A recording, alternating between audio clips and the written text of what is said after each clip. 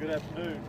I am Chris Hosen, Director of the Georgia Grill Investigation, and we wanted to come back this afternoon and present you with a little more of a timeline of the events that have taken place here today and what we know up to this point with the investigation.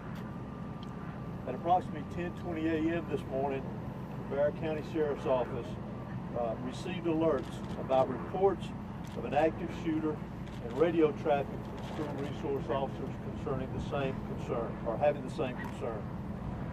Within minutes, law enforcement was on scene, as well as 2 school resource officers assigned here to the school who immediately encountered the subject within just minutes of this report going out. Once they encountered the subject immediately surrendered to these officers and he was taken into custody. Additionally, what I want you to know as of now, there are 4 individuals who are deceased from this incident, 9 that have been taken to local hospitals with various injuries. Of those that are deceased, 2 are students and 2 are teachers here at the school.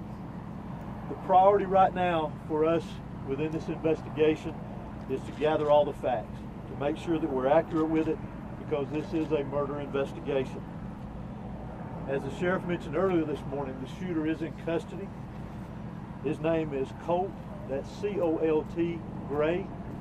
He is a 14-year-old student here at the school, G-R-A-Y. He is a 14-year-old student here at the high school.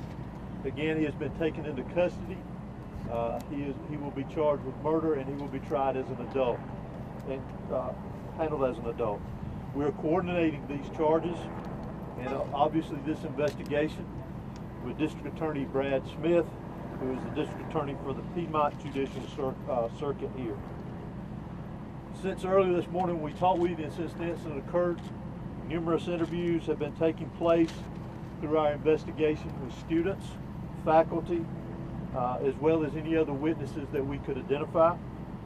Law enforcement had a very, very swift response to this incident once the incident was determined that there was a concern here. Those resources, whether it was in that response or throughout this investigation to assist, came obviously from the sheriff's office here, from other local law enforcement agencies, state law enforcement agencies, and enforcement agencies as well. To include, not to be left out, multiple EMS personnel, multiple fire personnel, and agencies. Those agencies responded here as well today, and I am extremely grateful, as I know the sheriff is, for that quick response and the partnerships of working here together with what all has gone on. Currently, from the investigative perspective, we have crime scene agents and other special agents from the GBI, from close to a dozen of our different work units from across the state that have responded here today to work on this investigation, again, collecting evidence, conducting interviews, and so forth. I do want to pass this along, that if anyone has any information that wants to be passed on concerning this investigation, that they can do that anonymously at our tip line at 1-800-597-TIPS or 1-800-597-8477. They can also report this on by downloading the See Something, Send Something app. They can be done by Android or Apple phones, either one. If they need to report any tips concerning this investigation. Let me close out before I turn this over to the sheriff and just remind you that this is still a very active investigation. There is still a lot that is very fluid. There's still a lot of interviews to be conducted that will continue on into the night, as well as crime scene work and collecting and gathering evidence. But what is more important for me to mention here to you is my heartfelt sympathy to the parents, the students that were here today. Regardless of where they were in the school, this has got a great impact on them as well as on this community. My thoughts and prayers, along with everybody standing behind me and every law enforcement agency in this state, and many I will tell you around this country, they are in our thoughts and prayers, and we will continue with that. We ask for your patience as we continue through this, and we'll continue to try to give you as many updates with information as we can to keep you informed. But thank you for being here. I'm now going to turn it over to Bexar County Sheriff Judge Smith. Thank you. Director, would you spell your name, please? H-O-S-E-Y. Thank you. Good afternoon. I'm Sheriff Judge Smith of the Bexar County Sheriff's Office. I never imagined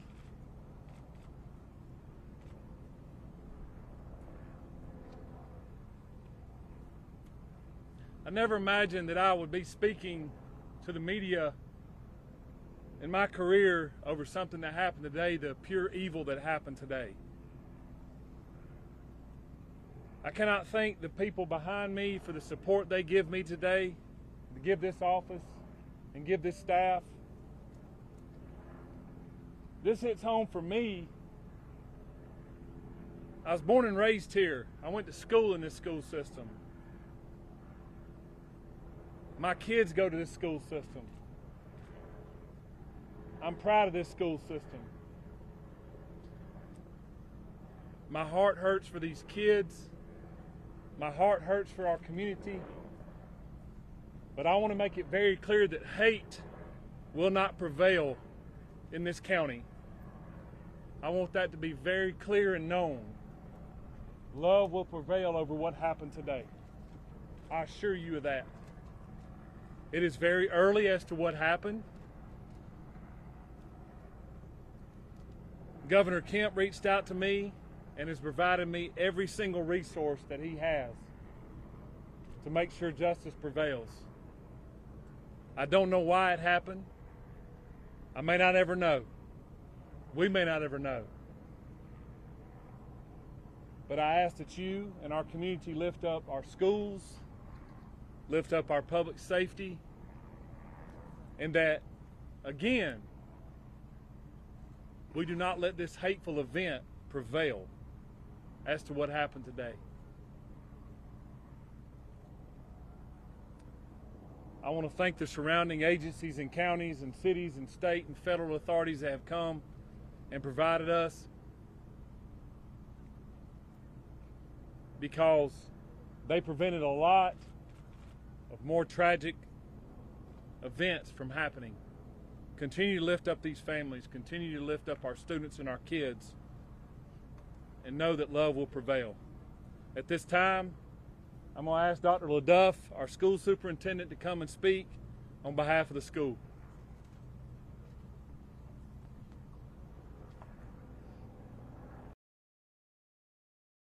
Bexar County school system. I want to thank the Bexar County Sheriff's Office and all of our law enforcement partners for their swift response today, along with that of our staff.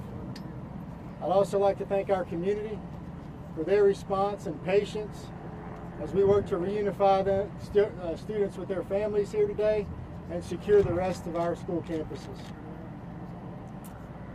Our schools will be closed for the remainder of this week as we cooperate fully with law enforcement to get answers to the many questions that we all have about this incident here today. But as we are closed, our central offices will remain open, where we will have grief counseling available for our community every day this week and thereafter as we support each other through this terrible event. In closing, I just want to say to our community, as a school system, we are here for you, we support you, and we are ready to get you any support that you may need as we grieve through this together. Thank you. Sheriff, if you're saying hate will not prevail in this community, are you investigating this as some sort of hate crime? Well, shortly, if someone decides to take a firearm into a school where kids are given an education or entitled to an education and want to harm others, to me it's hateful. Sheriff, can you talk about the initial interaction between whoever was able to stop the shooter? Can you describe that to us? How did it go down? What exactly happened for us? Obviously the shooter was armed, and our school resource officer engaged him, and the shooter quickly realized that if he did not give up, that it would end with an OIS, an officer involved shooting. He gave up, got on the ground, and the deputy took him into custody. Sheriff, any idea how the weapon got inside the school, and was there any warning that this was going to happen? Not that I'm aware of. Again, very early, and we're still looking into that, whether or not, or how he obtained it and how he got it into the school. Any contact at all with his parents or his family to learn more about what led up to these moments? We have. Any information you can share? No. What kind of weapon was It used? seems like it seems like you have a large Hispanic population. Have you been able to communicate with the people in their language to make sure that everybody knows what's happening? Yes, sir, I have. The school and our office has people that speak in Spanish, and they have spoke to those folks as well. Yes. How is video surveillance helping the sheriff? With law enforcement now? Sorry. Is the shooter talking and was he saying why? The shooter was interviewed, and he was speaking with our investigators earlier, along with the GBI. How is Sheriff, can you video identify the surveillance? two How's that deceased? helping you, Sheriff? It is helping our investigation. Can you say Sheriff, is reports of threatening calls perhaps made to the school prior to the shooting? Is that accurate? None that I'm aware of. What Were weapon all was used? 9 injured victims shot? In some capacity, yes. Sheriff, can you tell us about the 2 individuals deceased and was one targeted? We don't know of any targets at this point. Last Sheriff, question. what kind of weapon was used? Have you identified the weapon? We have not identified that at this point. No. Sheriff, is there a connection? This is the last question I'm going to take. Sheriff, is there a connection between the shooter and the victims? None that I'm aware of. Was the shooter, is this a student here? I know that you have a lot of questions about the student and that we mentioned that we identified earlier. Keep in mind that that's part of our investigation, that we're looking into every aspect of that individual, his connection here at the school. Obviously, as I mentioned earlier, he was a student here.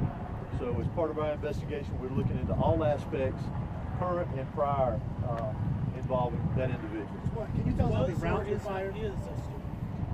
Can you tell us how many rounds were fired? Do what? The shooter is a student, yes. Is a student. You know how When many can we rounds were expect fired? the We do not know how many rounds. Director, has that shooter had any past history with law enforcement? For now, this is the information that we have. It is an active investigation. I assure you, we do plan to come back out here in a couple of hours. Please make sure you're following the GBIX page. That's what's going to be putting the updates. If there's anything that's new, we'll make sure that we share that information. It's still very early. Investigators have a lot of work to do. We appreciate your patience. Do expect another in-person news conference out here in the next few hours. Monitor the X page, and we'll be sure to update you accordingly. Thank you. And that's the